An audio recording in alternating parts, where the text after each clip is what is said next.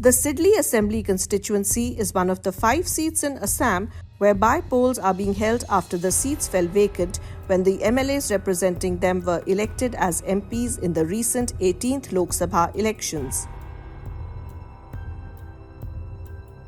The by-polls are being held in Sidli after Joyanta Basumatari of the United People's Party Liberal, who was representing the constituency, won the Kokrajhar Lok Sabha seat. This time around, it's a 3-cornered contest in Sidli, with the United People's Party Liberal fielding Nirmal Kumar Brahma, supported by its allies the BJP and the Assam Gana Parishad.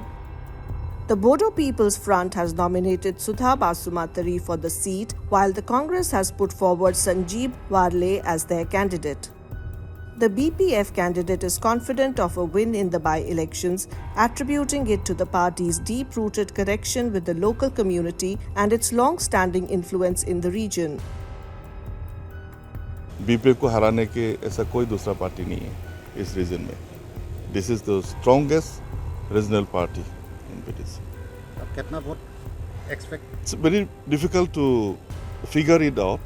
Arithmetical calculation थोड़ा अलग होता है. फिर भी हम लोग expect कर रहे हैं 80,000 plus. The BPF candidate also highlighted the numerous development initiatives undertaken by his party in the region, emphasizing improvements in infrastructure, education and healthcare. Public समझ रहा है कि अभी स्ट्रॉन्ग रीजनल पार्टी चाहिए यहाँ पे, जो ओनली बीपीएफ भी कर सकता है, बोडोलैंड पीपल्स फ्रंट. बीपीएफ जब से पावर में आया, पहले गवर्नेंस के बाद बोल रहा हूँ, एकॉर्ड का जितना क्लोजेस है इम्प्लीमेंट किया, 1-2 के सिवा सब किया है, और बियॉन्ड एकॉर्ड भी बहुत कुछ किया है. बड़ा बड़ा इंस्टीट्यूशंस जैसे कि बोडोलैंड यूनिवर्सिटी, बीबी इंजीनियरिंग कॉलेज, ये मेडिकल कॉलेज, कैंसर हॉस्पिटल, बड़ा बड़ा ब्रिजेस, और जितना भी ये वेंचर स्कूल्स एंड कॉलेजेस उसको भी प्रोविंशियलाइज किया. इनके समय पे मतलब बीटीआर अभी जो चल रहा है, इन लोग कुछ कर नहीं पाया, तो पब्लिक समझ रहे हैं बीपीएफ को ही लाना चाहिए पावर में again. BPF President and former Chief of the Bodoland Territorial Council, Hagrama Mohilari, believes his party is in a strong position to win the by-polls.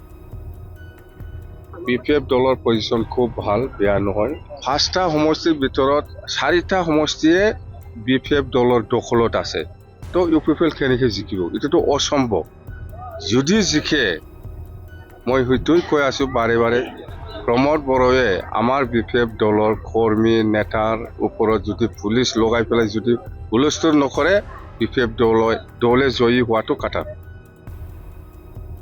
The UPPL is banking on the goodwill of both the Prime Minister and the Chief Minister to secure victory in the by-election.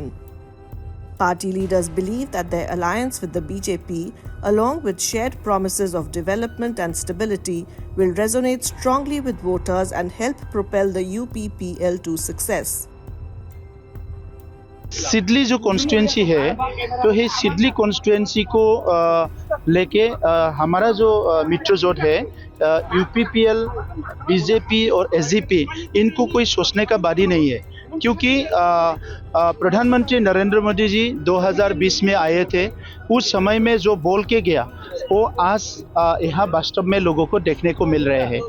हमारे मुख्यमंत्री doctor Himanta Biswa Sharma ji आज असम को भारत में एक विकसित राज्य निर्माण करने के लिए जो योजना बनाया है, इसको सबने स्वीकार किया है.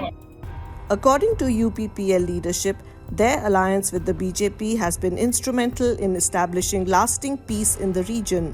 They credit this partnership for creating an environment of stability and development. Bodoland क्षेत्रों में इतने सालों का जो हिंसा, इतने सालों का जो भ्रष्टाचार, इतने सालों का जो करप्शन, लोगों के बीच में शांति नहीं था, सुरक्षा नहीं था, ये सारे जो परिस्थिति है, ये बिल्कुल बदल गया है.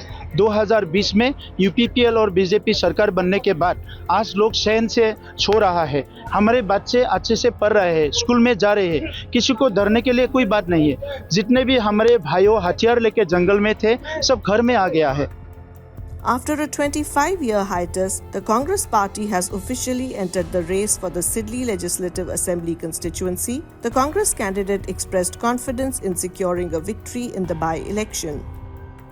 সদায় আমি আমাৰ অপজিশ্যনটো আমি কেতিয়াও আমি ইজি নলওঁ আমি দুটা দলকে সমান বুলি ভাবিছোঁ আমি দুটা দলকে হেৰাই যাব পাৰিম বুলি আমি আশা কৰিছোঁ মুখ্যমন্ত্ৰী আহিলে আমাৰ হিচাপত আৰু বিপিএফ ইউপিপিএলৰ ভোটটো কমি যাব তেওঁ যিটো সদায় সাম্প্ৰদায়িক যিটো ভাষণ দিয়ে সেইটো কাৰণে মানুহ আজি তেওঁৰ পৰা আঁতৰি গৈ আছে তেওঁ যিটো